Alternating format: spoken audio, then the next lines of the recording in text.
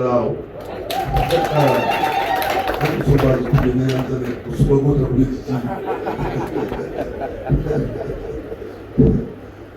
bali mwezo lona alishuka nina jemva ndio msaka mulokole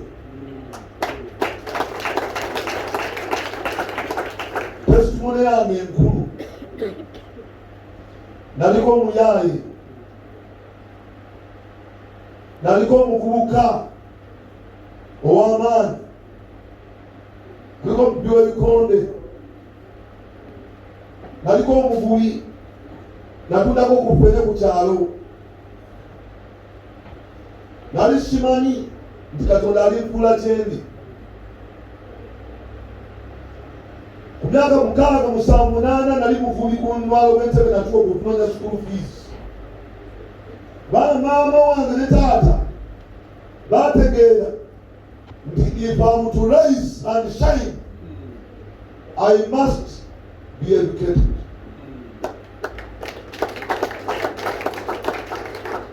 The greatest asset a parent can give to a child is education. Ekyobugagga omuzadde kyasula okuwa omwana kwe kusoma. Okusoma kuyamba mu bingi. Bannaffe bwe twalubanga nabo okusooka basomanga. Ne ssente bakwata ku ssente ne bata okusoma. Ne maama ne gwe 6 yakwata kiboko n'ampanga nga njogera kusoma. Ndi gyendi wange w'omuzadde oyo eyalengera bwemba waku bayizinga ne shininga for starters nina okusoma. So education is key. Musumbani mu Uganda tuzaala abaana bangi. Eggwanga lyaffe ne likyasinga okubeera fertile. Okirabira wano tunuulira emijiji gye tulina mu kyaki baana bato. Naye okuggyako nga tuba tutte mu ssomero ne basoma. Okusoma ye family planning esinga. Bwe twali tuli idle nga tukozesebwa okukola buli kintu kyonna ekya buli kika. Naye essomero likuumira omwana biza n'atasobola okukola ebyambadde akola. So education kyensookera ddala nga sinaba nagenda kubirinda. Ekyokubiri musumba ne bavuga bannange nakkiriza Yesu Kristo okubeera omulokozi. Awo nojja kuteekawo n'essira. Nasoma ne mbago ne bwentuuka ne bantwala mu seminare okusoma obufaada. Ne bangoba olw'eddalu. Ne nvaayo nengenda kusomera eddala nensoma. Nali wakifuba nnyo, nali obuuka mu buyaayiyaali naye nga n'obuyaayi bwange abazadde tebamumanyi. Muli wano abavubuka mukola obuyaayi n'omuzadde tamanyi. Naye waliwo amanyi. Mutegere waliwo alaba buli kimu kyonna kyokola ki kyokola ne mukizikiza. Bwe namaliriza okusoma saayita bulungi nnyo ne ŋŋenda ekyambogo. Maama yajja n'akwata n'omuggo nga ŋŋanya okweyongerayo. N'akwata omuggo kubanga nali tandise okukwata ku ssente n'ampa. Naye nga likanyama was a good builder. Tukitoola awo n'akuba kiboko. Ne ŋŋenda ne nsoma Kyambogo UPK. Time yatuuka nga nakamala okusoma bwenti. Omuwala omu n'ambulira enjiri y'okutuuka. Kwolwo nawaka n'amaanyi ga Katonda tasobola kuwonya siriimu. Ekiro ekyo Katonda n'andeetera abasigu ababbi. Naye nga nali nvudde n'ewaka nga balaza entaana yange wegenda okuba. Nali simanyi tigenda kufa. Abazigu ne bannumba ne banteeka gunpoint. Nali nkyadde bayita mufunze. It's a good, nice story. kubanga olunaku olwo mukwano gwange yampita n'ambuulira enjiri ey'okulokoka n'enjigaana nempakanya nti Yesu tasobola kuwonya siriimu. N'agamba waba yazuukiza Laazaalo kati ate siriimu kyeki? Eventually n'eŋŋaana bwe mmala omutta amperekera ntuusa mu siteeseni nentandika okweraliikirira omutima nenzijukira musumba ebibi byonna bye nakola nenzijukira n'omuwala gwe neebaka naye nengakamere mwetondere abaali bamanja nengakamere basasule that night sawa ttaano n'ekitundu ezekiro we nagenda awo nali ngenda okukyala ate era saategeera nti abaddu baali batambula nange nali nakayingira nakatuula ababbi nga bataddeko emundu baali bataano naye nasooka kulabako omu. Owokubiri bamuyita ayingire olubampanisiza emikono mukwano gwange nkyalire bamu beebise bulangiti bantadde ku gun point. Omubbi n'aŋŋamba oba yagala obulamuteeka wansi omutwe n'empanika nengwa bwenti ku kisenge.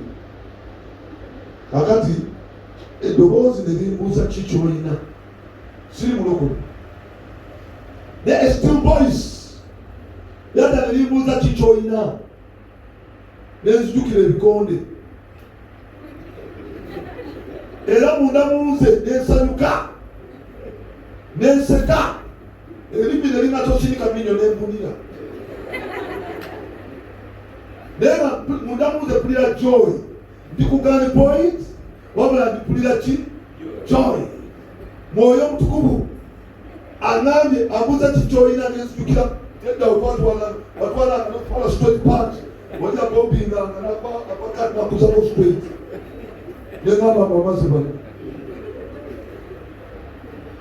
agindeze mubaati nakyusa emundu nagituuza munange nebika bulangi bamwita Kadu Michael yanebika yaline girlfriend we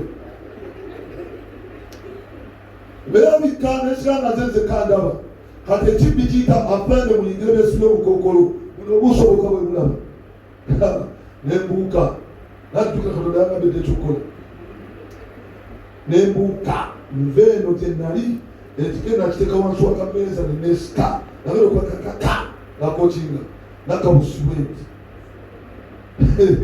nakokakaka nenzika bwenti esasi lyampita ku mutwe erikwata munange wenzika bwenti sasirizewo nemupakati nemulya wali nayambuka wana nakuka nemusako eno nagwa muli mukubendalo za Katonda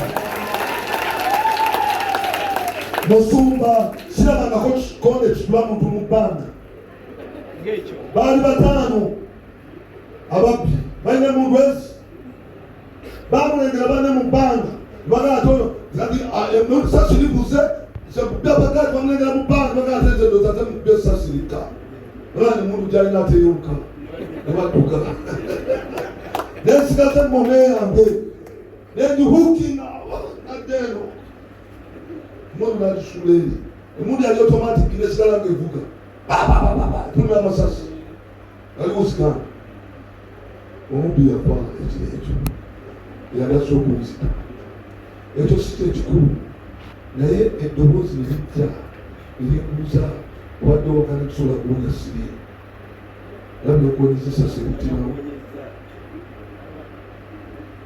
nenkaaba amaziga nenkaaba omusajja yansookako bamwita Waiswa okuliwakita nangamba bikoka ng'omubbi yali abafudde olwo nempona nenzikiriza Yesu Kristo okubeera omulokozi. Evudde lye nalina nendireka netandika okwetereeza okutambulira mu butuukirivu.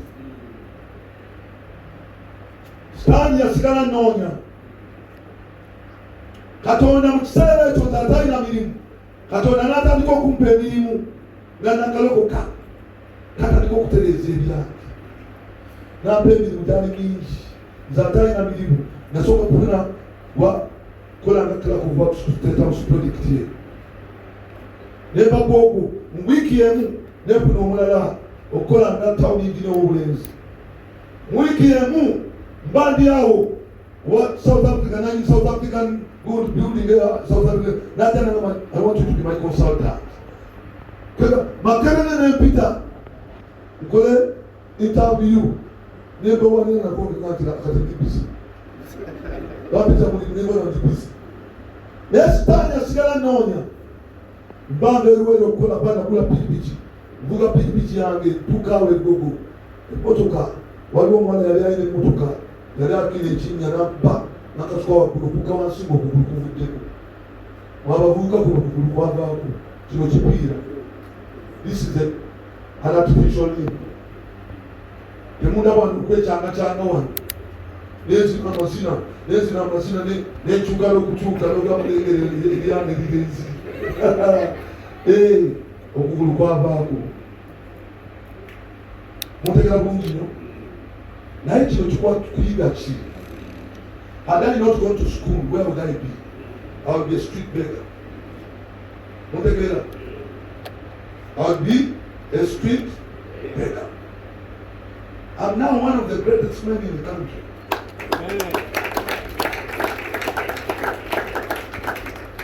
Nateekebwako omutindo kusokera ddala ogw'okusoma mu kibiina nenfuna okumanya.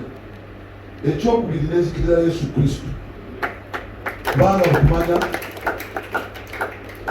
amagezi gatandikirawo mukutani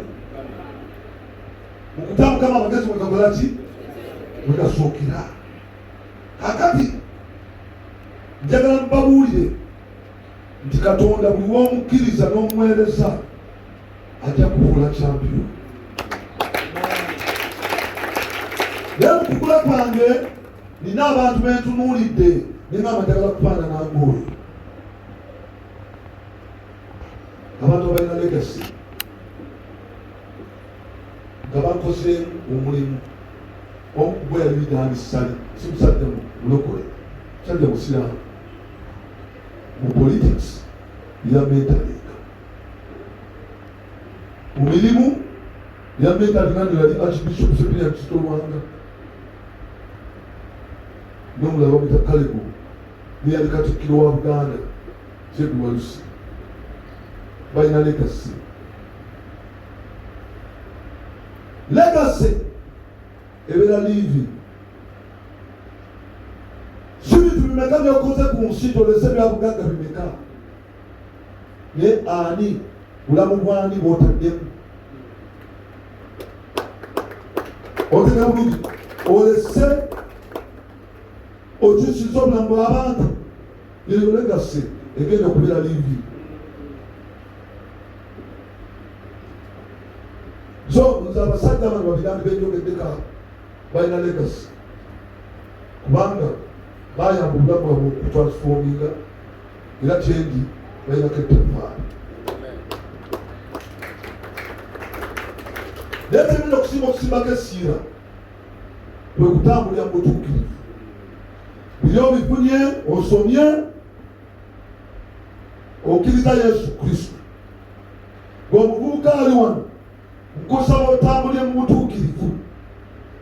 Kino nno Katonda yakakindaga n'andaga amaanyi gengenda bawa obujulizi bw'otagenda kusanga muntu ng'akugwa kubanga bamugana okuwa obujulizi nga mutya okuswala. Naye Katonda akuwa obujulizi nga bulina bw'ogenda okutereeza okukyusa. Bawulira saategese gundi saatudde wansi kutegeka kusikiriza ku mulama gwe mwampadde n'ebiseera mbadde sibiina. Naye nunamiziddwa okumanyisa mubujulizi bwange okutambulira mutuukirivu. Tosobola kulayizinga n'okyayininga okujjawo ng'otambulire mutuukirivu. You can't. Pastor, you can't. Obutuukirivu bukola butya? Bayibuli egamba etya ku butuukirivu? Mutuukirivu otutala okumwesa.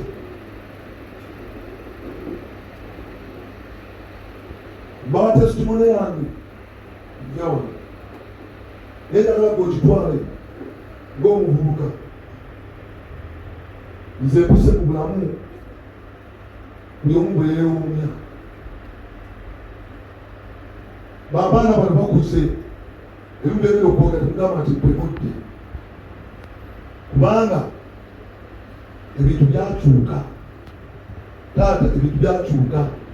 Osanga omwana wa Bifo ng'akwata essimu ng'agikusinga gwe taata, naabula okwenoonyereza ne bakuyita ku ssomero nti omwana we yakoze bino. Gamba kiki? Yabigira ku ssimu, bamukozesa nga bigira ku ssimu. Ndi musajja mufumbo, maze emyaka 17 mufumbo, 18 nina omukyalo omu ate muki mukazi. Omwana waffe asooka alina emyaka 17, addako alina 2.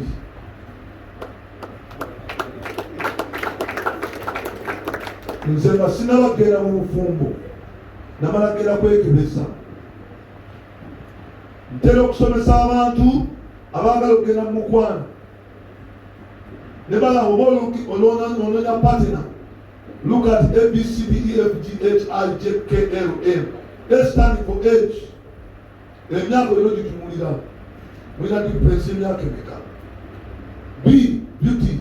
C, character. D, denomination. Ebyo nabitumulira. Naye natunula ekya health. Nga ntunulidde fertility kikulu musumba. Era mukkirize nga bano bagende beekebeze fertility. Obufumbo bw'abantu bufudde lwabuteekebeza ki? Fertility. Katonda alina abantu yatonda nga tebagenda kuzaala, nga tebajja kufuna baana, naye nga balina passion ey'okuwasa. Kati bwe nogenda n'omuwasa mumanyi agenda kuwa abaana n'olayira okufa kwe kuli twawukana, naye nga tomanyi nti omukyala mugumba, tomanyi nti gwe omwana oli mugumba. Oba muntegeera? Kati okutuyamba mukkirizenga abantu beekebezenga fertility. Omusajja, waliwo abasajja batazaala nga balina low sperm counts. Waliwo n'abaami abatakola ki? Batazaala. Abaami n'abakyala batazaala. So bali 50-50. So nagenda neneekebeza nga nina low sperm counts. Sinakuwasa mukyala nensuula nga nina low sperm counts. Nemubuuza tunaatambula ffenna n'agamba nze okufa n'omutagamu. Kubanga nali tuvuga bulungi. N'agamba oba baana oba si baana nze ngenda ki naawe. Nemugamba kale. Naye dokita n'atubuulirira kiba ku ky'omusajja okuba ntalina kwasa emala. Era ne tutegeera. Nengera neneetereeza nemba mu kwambala ebintu ebingi. Nambala nempala 4-3 nga njoginga nnyo n'embuguma. Productivity ya spams tekolaga na bugu. So n'ebyokulya n'enkyusa. Oluvannyuma Katonda yantereeza. Era nali nakamuwasa omwana oyo yasooka n'ajja. Netugenda ku makya netuka caayi n'agamba bananibwa Katonda ndaga kapala talina lodimeeyi. Katonda akusitula akugera okulera lodimeeyi. Ekifo kino kuliko abaliko naye abaliko Katonda agamba oyo Bobi Wine Katonda yamufukako amafuta. Nkikakasa. Kati mbabuulira. Taata ajogera mu maaso go. Yamufukako ki? Ne mugamba mukama wange ekintu kyoyogerako Katonda kyampadde ku makya. Naye siriredde kubanga nsi ne mukyala wange twali tukigaanye. Tanaba nakitugamba naye Katonda nga kyatuwadde kyampitira. Nenkubira n'omuntu ne mubuuza omusaala gwa mmeka lodimeeyi gwafuna. Ng'afuna omusaala mutono ku gwenfuna. Nga njagala mu sitaamu eno nfibbeyo kalina eneyokubanga pensioni yange. Era twavawo nga tugambe tokkiriza. Naye nga sikkiriza kintu kyanala kuŋŋamba. Wabula nga Katonda kitugambye. n'angamba tukole ffenna Katonda ajja kusitula. N'ansabira essaala, n'angamba eno essaala sigisabangako mulamu. Nabuga kagende neebuze Katonda, negenda ku lusozi Sekuku, mukyala wange n'ayingira akasuko, nange nenyingira akasuko, ne tusaba. Katonda n'ampa ekyawandiikibwa Yeremaya 45 olusooka paka ku lwokutaano, ng'ayogera ku musajja gwe bayita Baluki. Baluki yali muweereza wa Yeremiya ng'ayagala mudduukako lw'ebyanfuna, naye Katonda n'amulubyuki ng'asigale ne Baluki.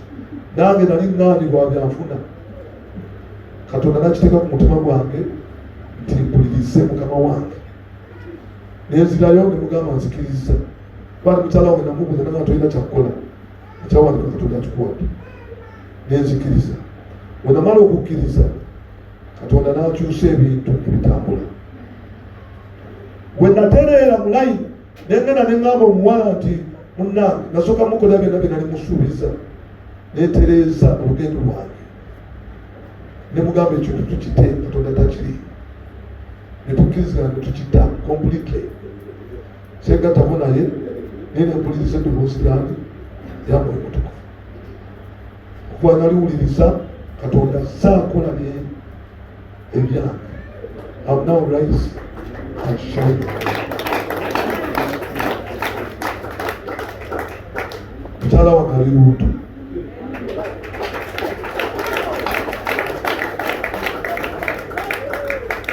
Si lubuto bubuto bw'abalongo,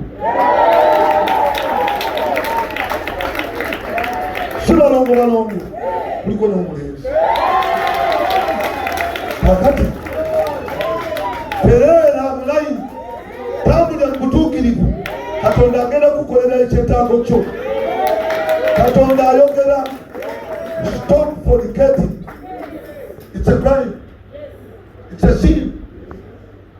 Mumanyi Bayibuli eyogera mu Bagalatiya nti omubiri gulwanagana n'omwoyo, n'atakola kikyoyagala. Ebikola eby'omubiri bye birombanga obubbi, obwenzi, obukaba. Ebyo byonna ebito togenda kuyingira bwakabaka bwa Katonda. Abavubuka muli mu kwenda, si kwenda, muli mu fornicatinga.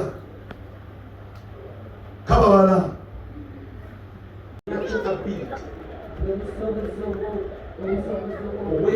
obwenzaalwa bwebazwalibwa nabwo kyokola nga totadde ebimanyi. Praise the Lord. Kati waliwo kabaka yali agamba ayagala abantu abayiga mu bwangu.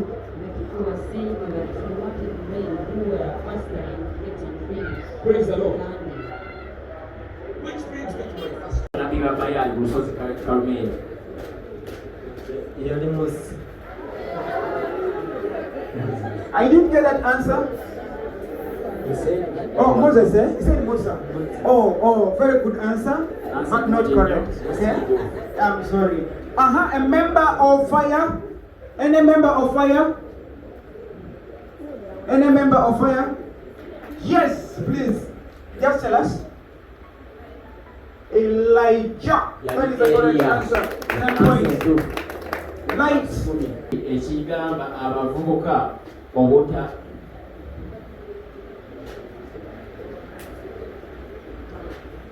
Which verse tells young people not to let anyone despise them because of their youth? Let me